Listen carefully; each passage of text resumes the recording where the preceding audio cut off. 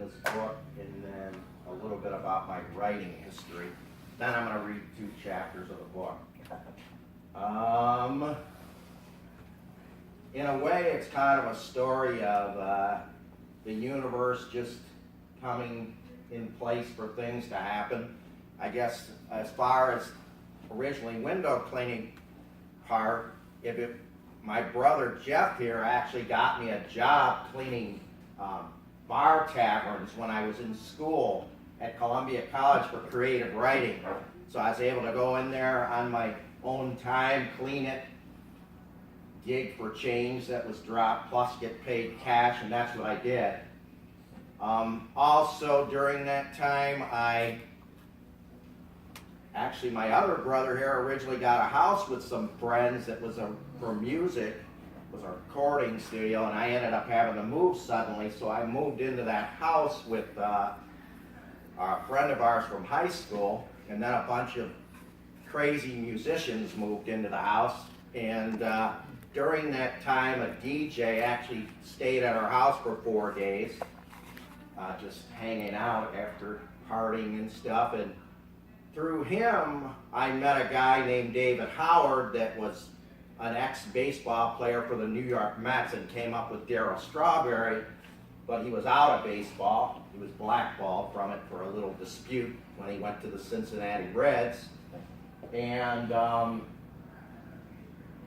during that time, he was working, and then he started his own business, and then he went into the carpet installation and sales business, and we became roommates, and he was living with me for off and on the whole time. Well, anyhow, this bar that I cleaned, during a certain time I was watching him and I was thinking about what could I do for a business, because I saw the money he was making. I didn't really have any skills. Well, at that time, the owner of Jerry's bar, which my brother worked at, asked me to clean his apartment windows because I was out cleaning the windows for the bar. And it was right at that time, so I just said to myself, well, maybe this is what I'll do for a living. And I had no idea that other than the people that hung from the high-rises, that people got paid for window cleaning, because when I was growing up, it didn't happen. So my friend David, when I told him about it, he encouraged me to do it. And his motto in life, the way he was raised with his parents, was, it's not a dress rehearsal, this is the real deal. If you're going to do something, do it now, because you might not be here tomorrow. So anyhow, just with encouragement from him, I started up the business on paper flyers that were in magic marker, because I didn't even own a computer, and plastered them all over the north side of Chicago. And the phone began to ring off the hook, and then I realized I got to know how to do this if they're going to pay me. But this is all in the books, so anyhow, I started that up as a kind of a side thing while I was still in Columbia, then eventually moved up here, and wasn't certain I was going to do that still, but I decided in '92 that I wanted to start a window cleaning and make it big and everything, and so I did the same thing up here and built it up with no capital backing, which I thought was good, but then it kind of turned bad later. And through the 90s, made it up to about 14 employees, hundreds of clientele in my window cleaning business. Then I hit a roadblock when the expenses were coming in faster than the revenue. That got me into some trouble. I didn't know what I was going to do, but anyhow, getting on to, and then what happened was I still have the business today. It's scaled down since that time. But some other things have happened to kind of send keep the business legacy going, because in 2006 I was cleaning a dental office. This isn't in the book, but in Mount Horeb, and a younger kid came up to me and started asking me what's about my business, how did I do it, how did I get started. I didn't think anything of it, and then about a year later, in the business section of the paper was an article about, I forget his name, this entrepreneur and his dad that started Clear Vision Window Cleaning, which was that guy, and I was in the article without my name. And first I thought he stole the name, then I realized it wasn't exactly the same. Well then, 3 years ago, I knew that he had sold the business off, and 3 years ago, I guess I was in a meeting actually, and the guy was at his first meeting, and he was Kyle from Clear Vision who bought the business from him. So now I'm his sponsor. I might as well say that with the people here, and he's gone up to about $1 million a year in revenue, and calling me on the phone and stressing out about how he has no time for anything, and customers are giving him trouble. And I don't know, what I told him is, well, yeah, when you get so big, it's hard to maintain better service, but the other thing is you're dealing with more people, so the amount of assholes goes up per week because you're dealing with more people, so you're going to have it happen more. But anyhow, so that's where it stands today, and I subcontract work with him a little bit. Now getting on to the book part. As far as writing goes, I realized I could write. Well, the first writing I ever did was a play in 6th grade, Congdon Elementary School in Duluth, Minnesota. I didn't know I could write. I just wrote up this play, and I think we did it. I don't know. That's my first writing, but it wasn't until I was about a senior in high school. My English teacher, Mrs. Thompson, kind of noticed something there, and I wrote, but most of that was song lyrics. That's where my strength is. Once I started doing that, I could write them just all the time. So that's what I mainly did. I went to Chicago not to go to school, but stumbled upon Columbia, and since it's a school for the arts, mainly, this is the perfect place for me to go, so that's what I did. And wrote there. I was writing a lot of fiction stuff, or trying to, and my roommate, one of those crazy partiers that moved into the musician house, that had gone to Columbia when he was a teenager, left high school early, had made a comment to me saying, hey, if you're going to write, too many writers try to write fiction, but you should write your own story about your life. So that was the first time I was thinking, oh, maybe I have a story in my own life. I started writing other stuff, but I was, of course, I wasn't in recovery then, so everything was a little crazy. I used to sit in a typewriter up in the attic where the sound thing was for the basement, and then all this chaos was going on. It was actually on a typewriter before computers were big. And then, and I was always unconventional. When I went into school, I would shock the teacher with some of the, like I did prose poetry. They'd never seen anything. It was really good, but he didn't, it shocked them a little. But anyhow, as far as, then I got into my window cleaning business up here. I got kind of sidetracked, didn't do a lot of writing. Where the book came about, it kind of comes through my brother a little bit too, where my brother Jeff came to me after I was kind of going through my problems in my business with another business venture from a friend's husband from high school. And because of that, we got into self-development programs. My brother was at somewhere, and this woman was there, Teresa Romaine, and he just heard her in the room, and he said, this is going to be my coach. And his wife Mary was going to go with him to a seminar in Chicago, but she didn't go, so he took me. I had no idea what I was getting into, but it changed my thinking permanently, and I went to more. And she had a mentor called Hartee Becker. He does a thing called the Millionaire Mind, and Anita, my niece, and my brother has been there. But what happened later in life, around that time, before getting into that business actually, I met a guy, Bradley Fish, who's a musician, that we write music together, not all the time, but we've done it. And he was not only getting into recovery, but getting into self-development stuff. And he got tickets to Hartee Becker's seminar in California. But he couldn't go because he was headed to Israel. He wanted to go back for a while. So I went to Los Angeles on my own thinking I'm gonna get this training in, business, but was more focused on this networking company I was with. And what happened was when I got there and went into groups and stuff, for one, what they were big on was a lot of businesses. See, he sold a chain of, one of the first people to sell a chain of health clubs to make millions.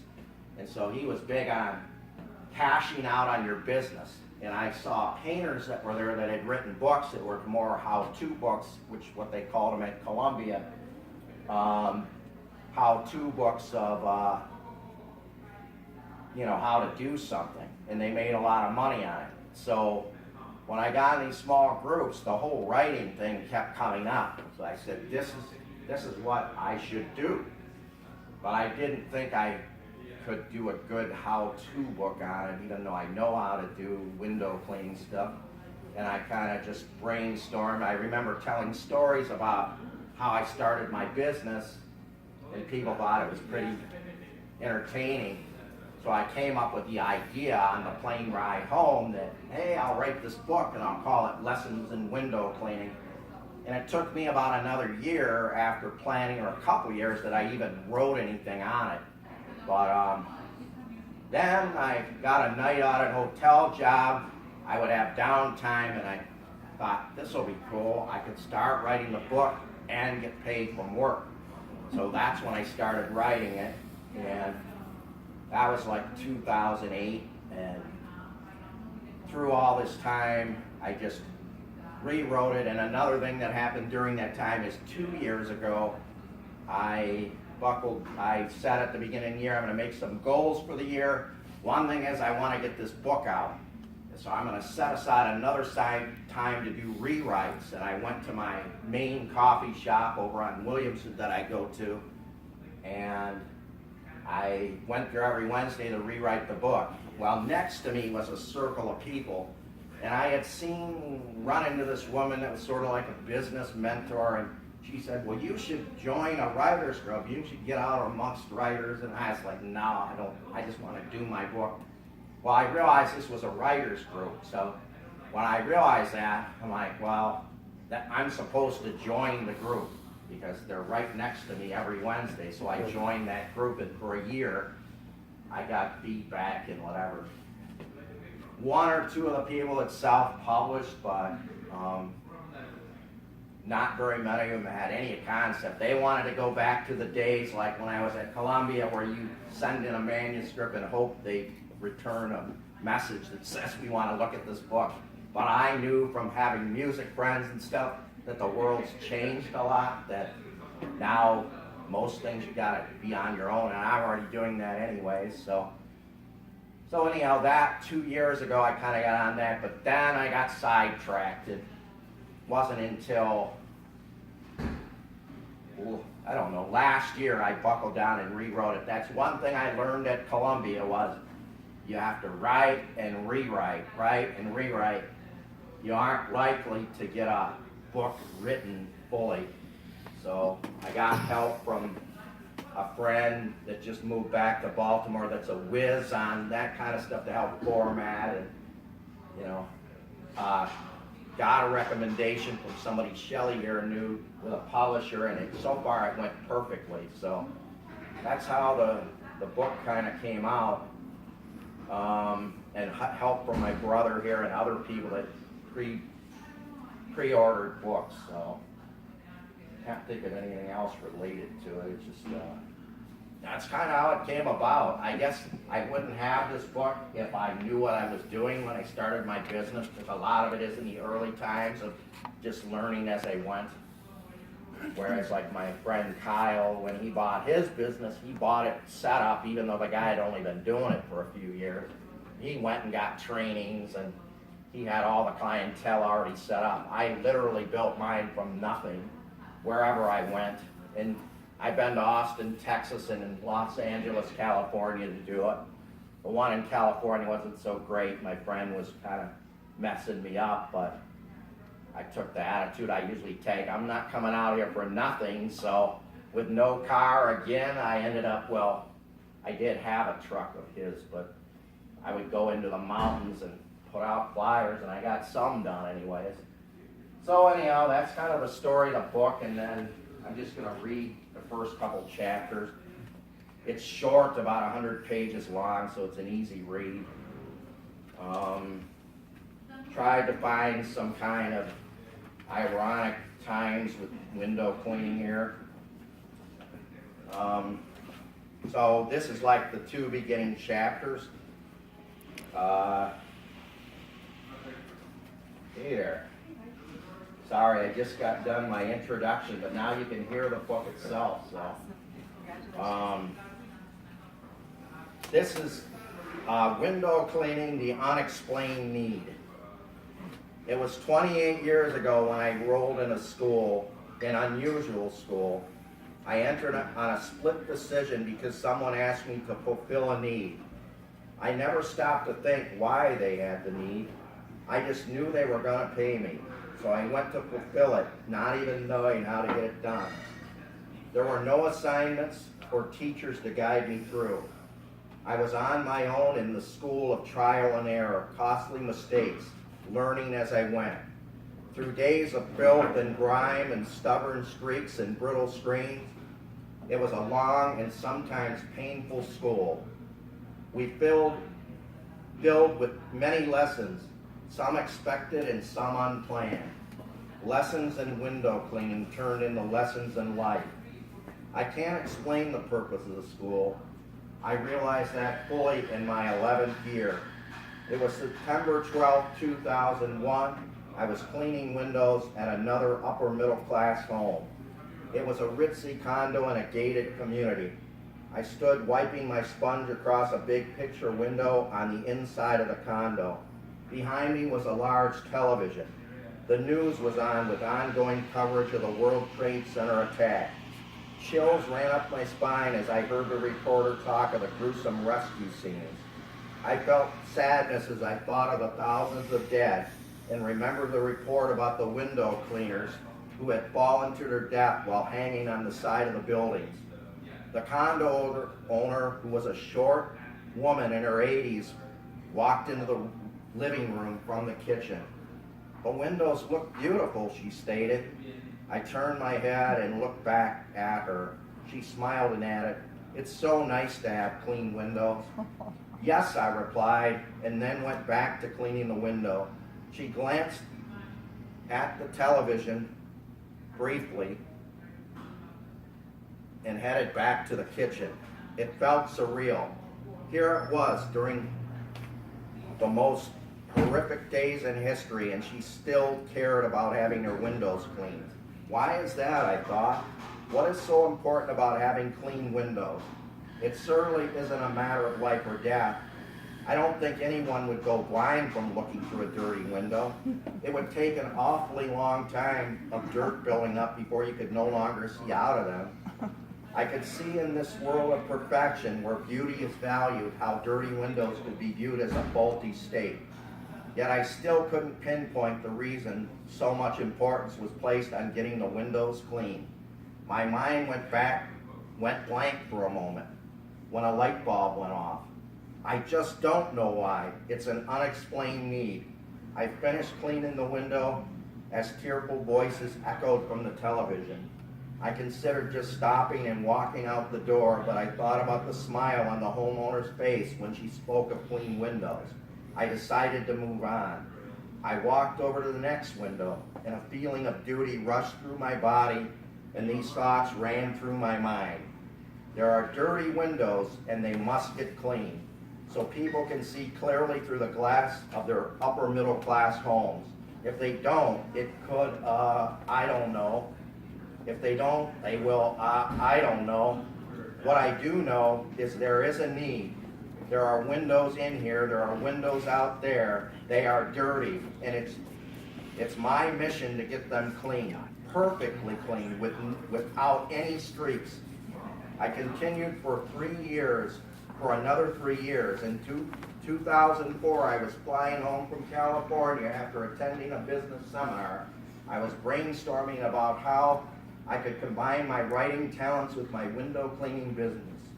Memories ran through my mind of the many entertaining times when I was cleaning windows, learning as I worked.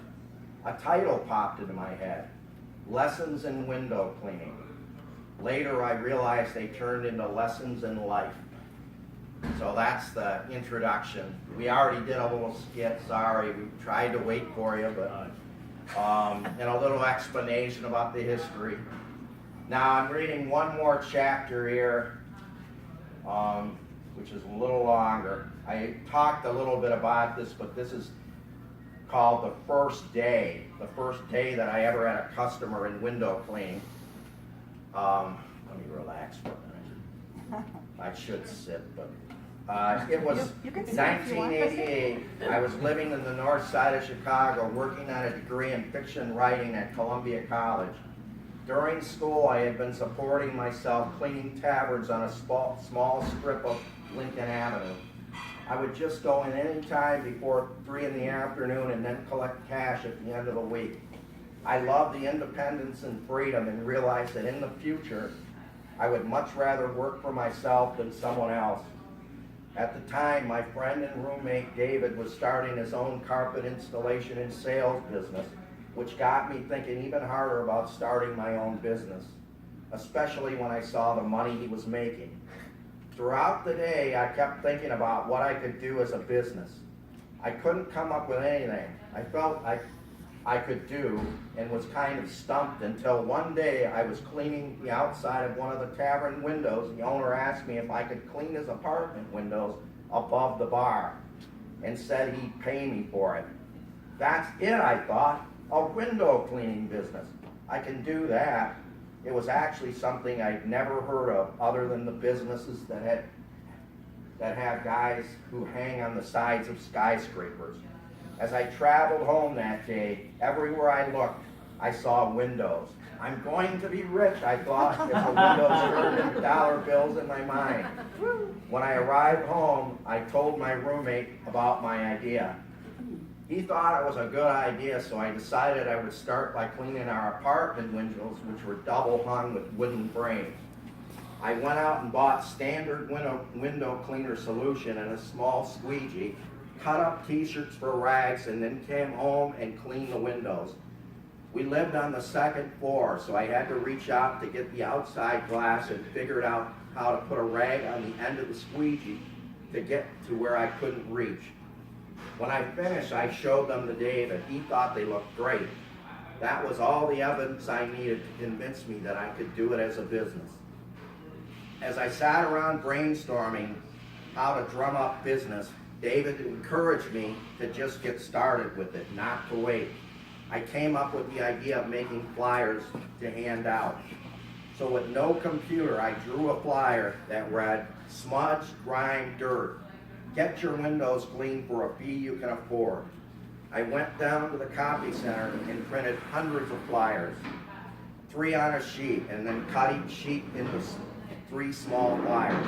For 2 days and nights, I walked down the north side streets in higher income neighborhoods, placing flyers on the windshield of parked cars and plastering them on every light post, bus stop, or anything else I could find. Surprisingly, within a day or so, the phone began ringing off the hook. I was nervous and did not know what to say to people, so I only took messages off the answer machine. Then, with no real plan, I called them back, hoping they would not ask me about how much experience I had or for references. When I called the first customer, she asked me how I could charge for the 2-flat that she and her husband owned. She described it, and I realized I had no idea what to say. So I said, "I'd have to come by and look." I scheduled it for the next day. Without even knowing what it was called, I was actually scheduling my first estimate. The next day, I went into an office supply store, bought a standard bid form and a clipboard, and then took the bus over to the 2-flat. I had no vehicle, no driver's license for that matter. I had not thought about it being a problem prior to following through with my plan, so I figured I would just have to wing it without a vehicle. When I arrived and rang the doorbell, I was greeted by a short, red-headed, older Polish lady with an accent so strong, I wondered if she even spoke English. "Are you the window cleaner?" she asked. "Yes, that's me," I nervously replied. I paused for a minute, drawing a blank as to what I should do next. "I'll show you what I've got," she replied. "Follow me." I couldn't make out everything she said, but followed her anyway. She was short and wore a flowered shirt with slacks and brown walking shoes. She didn't smile and seemed a little unfriendly. I tagged behind her as we walked around the outside of the tan brick two-flat with double-hung windows. "How long have you been cleaning windows?" she asked. I hesitated at first, confirming what she said, and nervous about exposing that it was my first job ever. "A couple of months," I replied, knowing it was a lie, but feeling better because at least she would think I had some experience. She took me on a tour of the entire two-flat and garage. In my mind, I scrambled nervously, wondering how I would come up with a figure to quote her. When we finished, I stood silent, stumped at what to say. "Well, aren't you going to count the windows and give me a price?" she asked. "I'm sorry, what did you say?" I replied. "Aren't you going to count the windows?" "Oh, yeah, count the windows. Of course I will," I replied, realizing that this is the way to come up with a quote. I will be inside. Come to the front door when you're done," she stated. I slowly walked around the house, counting the windows as I went. When I was done, I felt like I might have missed some, but since I didn't know what I was doing, I figured it didn't matter. I just wrote the total number of windows on the bid form and sat puzzled about what the quote should be. I had no clue, so finally I just threw down a figure, $120. I hope she takes it, I thought. I really had no concept of what I should get paid for this job. I just wanted to get the job. I went back to the front door and rang the doorbell. She opened the door and I stood nervously with a clipboard in my hand. "Come on in," she said. I walked inside. "How much?" she asked. "Well, I guess $120 for all of it." "Okay, I want you to do it," she replied. Surprised by such a quick decision, I responded, "Okay." "How about tomorrow?" she asked. I stood silently, fearing I couldn't prepare that fast. "All right, 10 a.m., I replied. With no transportation of my own, I needed to get there. "You have helpers?" she asked. No," I replied, fearing I couldn't handle it on my own. She stared up at me with her green Polish eyes for a second and said, "Well then, we'll see you at 10. "See you then," I replied with fear. I headed home feeling excitement and doubt. My first window job was scheduled. I walked down the street with the bounce in my step, happy with the quick success. I'm gonna make a lot of money, I thought with excitement. Then fear flowed through my body. But I will be able to get the windows cleaned, I thought. The appointment was set, so I was going to, but will I be able to get the windows cleaned, I thought. The appointment was set, so I was going to have to follow through and get it done. When I got home, I began brainstorming what I would need to bring to my first window cleaning job. This is what I came up with. Liquid glass cleaner, a sponge, a squeegee, cut up t-shirts for rags, a brush for screens, a bucket, 3 10-foot metal poles, and duct tape to hold them together for height, since I couldn't afford or carry a ladder without a vehicle. And 8, a standard invoice, so I looked professional. A trip to the neighborhood hardware store was going to be necessary. Coming up with the funds was a bigger issue. I had only about $25 to my name, and I wasn't sure it would be enough. I decided talking to my roommate David was the solution.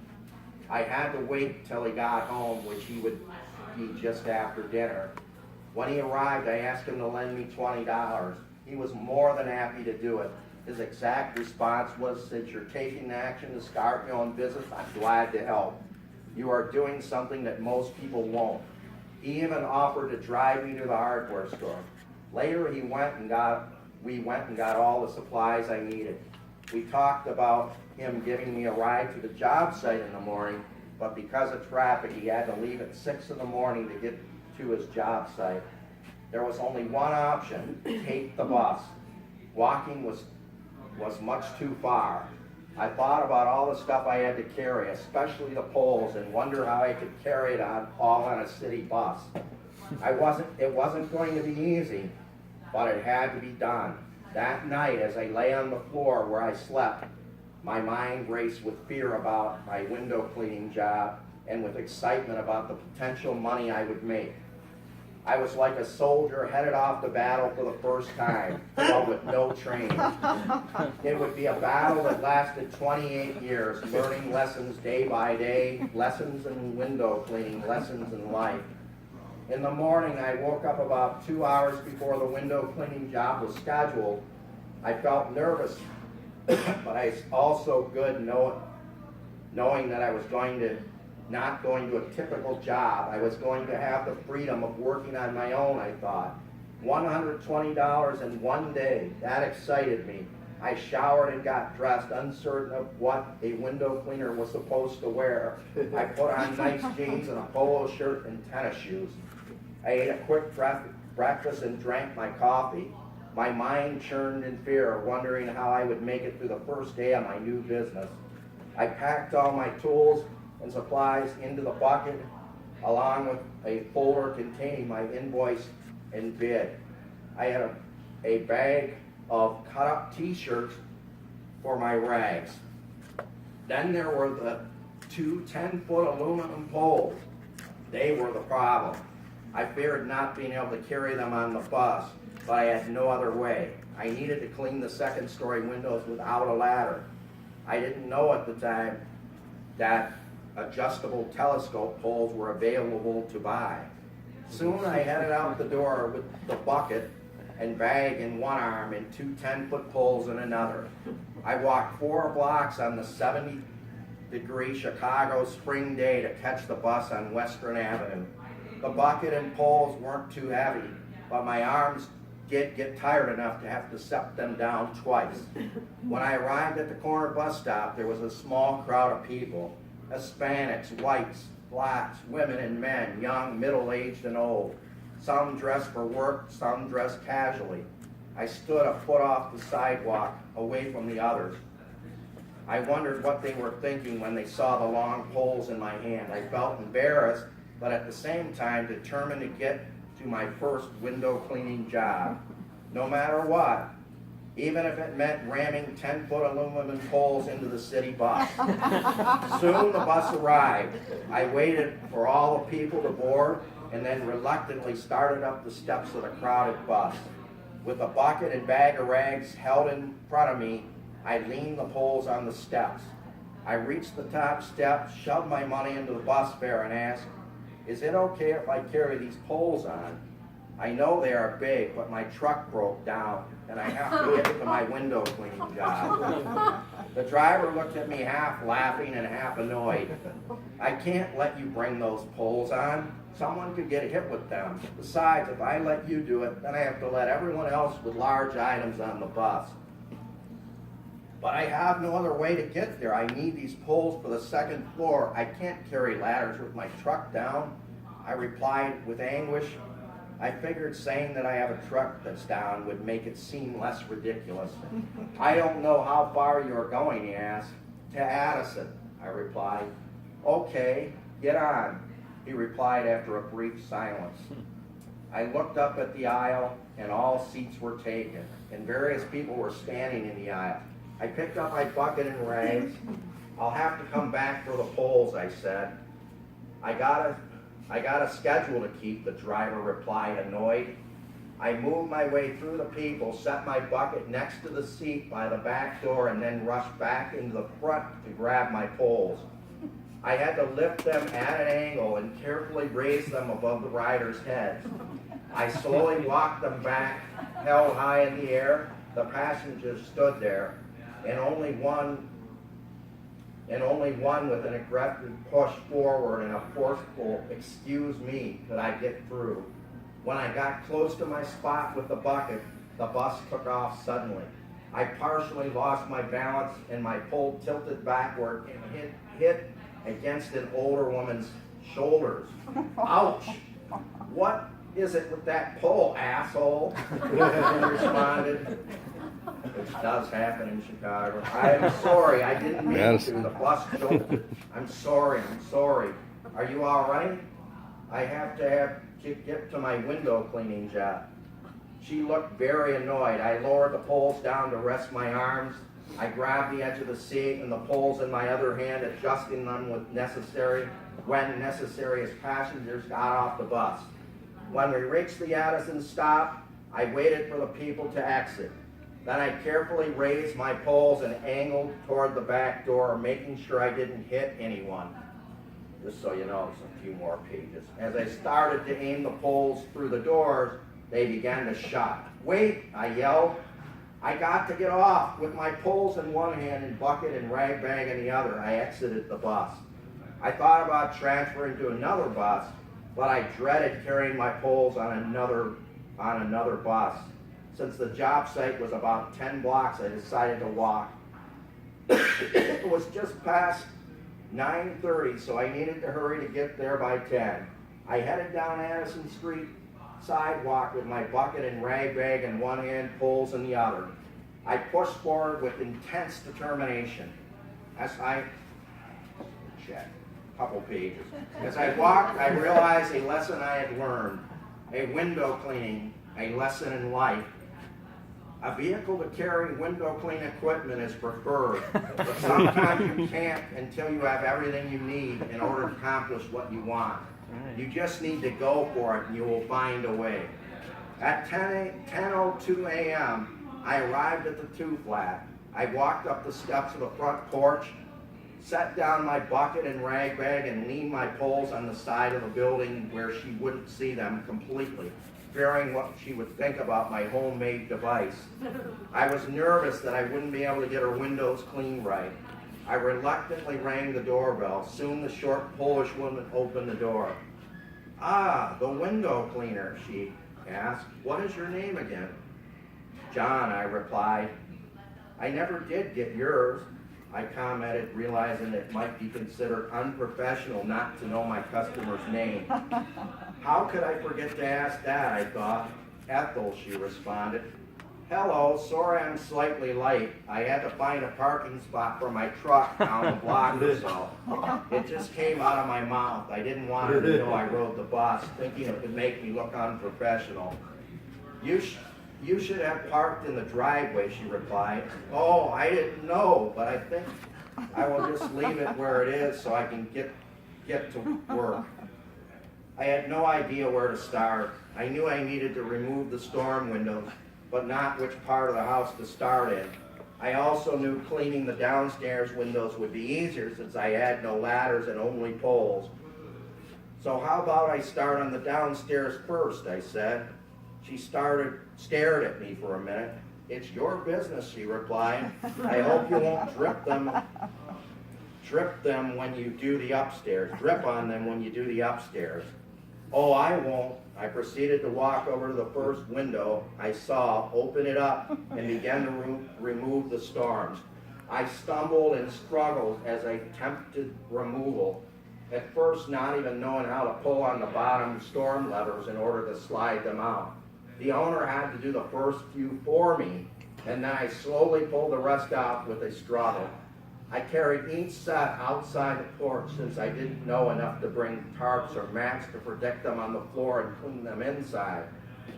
I also didn't know to keep them marked or in order so that I knew which window they came from. I just shoved them in a pile. Then I began cleaning the windows, having to borrow a small step ladder to reach the upper parts of the downstairs windows, something I'd never thought of. Struggling to get the windows clean, repeatedly leaving drips and streaks. At one point, the owner noticed I was struggling and even took over cleaning some of the glass. It was taking much longer than I had hoped it would. So long that by afternoon I had barely gotten the downstairs windows put back together. And even with the owner's help, it took an extra hour before I could even figure out to which window each storm belonged to. I got so frustrated that I left 2 sets of them out and decided to move on up to the upstairs. When I started on the windows upstairs, I was better with the removal and decided to leave the storms next to the windows from which they'd been removed. When it came to cleaning the outside,